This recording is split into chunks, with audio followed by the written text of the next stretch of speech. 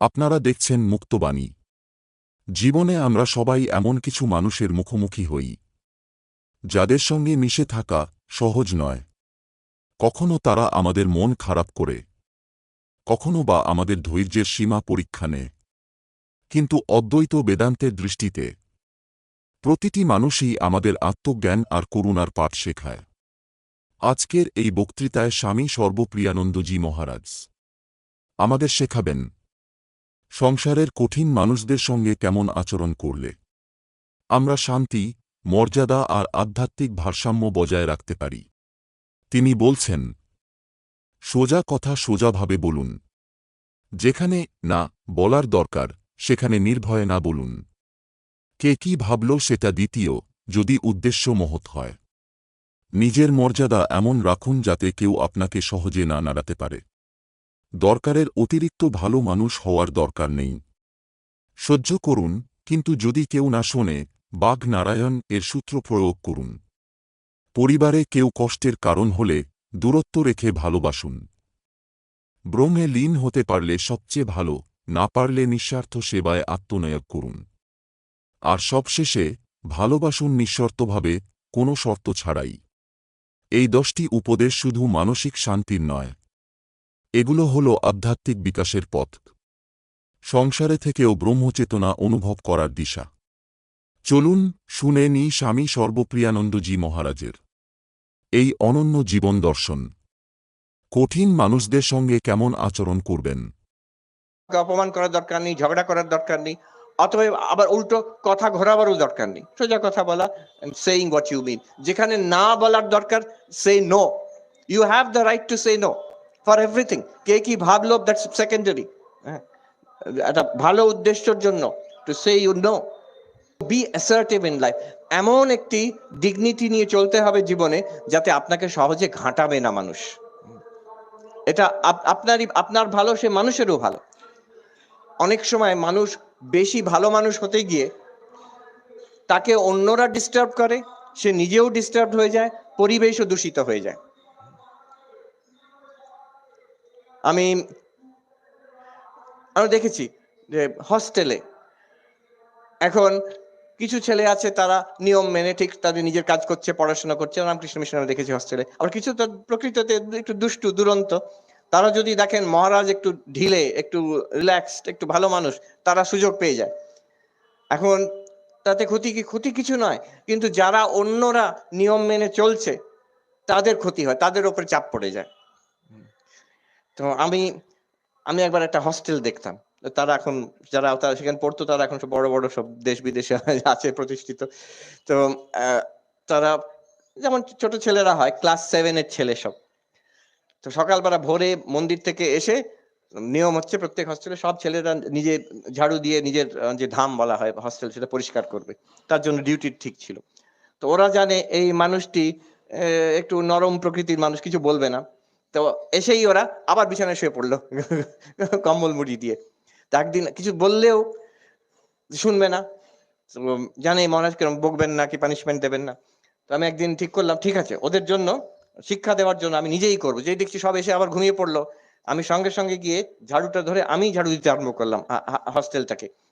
তখন আমি ভাবলাম ওরা লজ্জিত হবে, উদ্বুদ্ধ হবে, ছুটে আসবে। তোর কম্বল থেকে মুখ বার করে দেখছে আমাকে।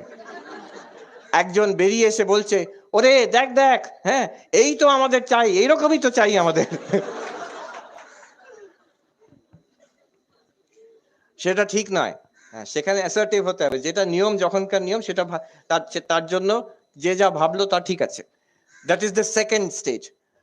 থার্ড লেভেলের গোলমাল এরকম হতে পারে যে এমন মারাত্মক লোক আছে যে ফোর্স করলেও শুনবে না, আপনাকে ব্যস্ত করেই ছাড়বে।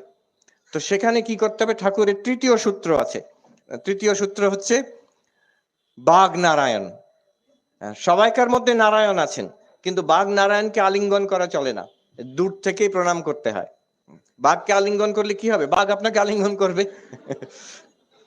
কাজেই বাঘ নারায়ণ হচ্ছে যে আমি জানি সবাইকার মধ্যে ঈশ্বর আছেন, there is divinity within all beings, কিন্তু I cannot take, আমি সবাইকার সঙ্গে একরকম ব্যবহার করতে পারবো না, কি এক্সপেক্ট করতে পারবো না, উইদাউট এনি অ্যাঙ্গার। কোনো হেট্রেড নেই, অ্যাঙ্গার নেই, বাট আমি মানুষের প্রকৃতিটা বুঝি, অতএব আমাকে একটু নিজেকে দূরে রাখতে হবে যতটা সম্ভব। সবসময় সম্ভব নয়, পরিবারের লোক যদি হয় সেখানেও একটু you have to be little sharp, নিজের কর্তব্য পালন করে এবার নিজেকে অ্যাটলিস্ট সাইকোলজিক্যালি দূরে রাখা।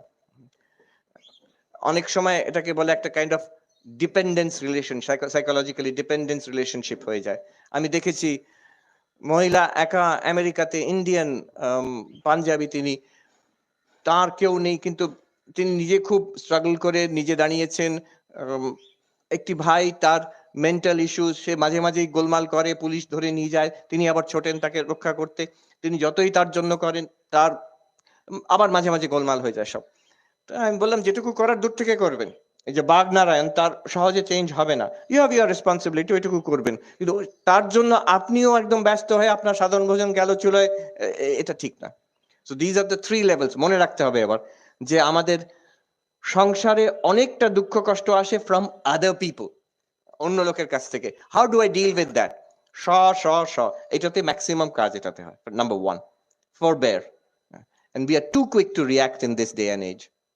সেকেন্ড হচ্ছে যে ফোঁস করা, কামড়াবে না কিন্তু ফোঁস করবে। Maintain such a gravity, such a dignity.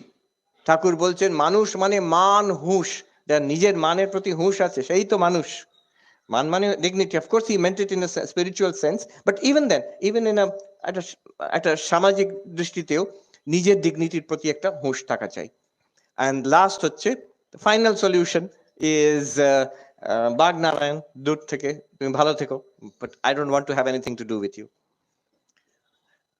আচ্ছা, আরেকটা সূত্র দেখি ঠাকুরের, philosophy of life which will transform, যাতে আমাদের জীবন আনন্দতে ভরে যাবে। And স্বামী বিবেকানন্দ নিজে বলছেন এক জায়গায়, let all dreams cease, but if you cannot, dream but better dreams which are eternal love and service free.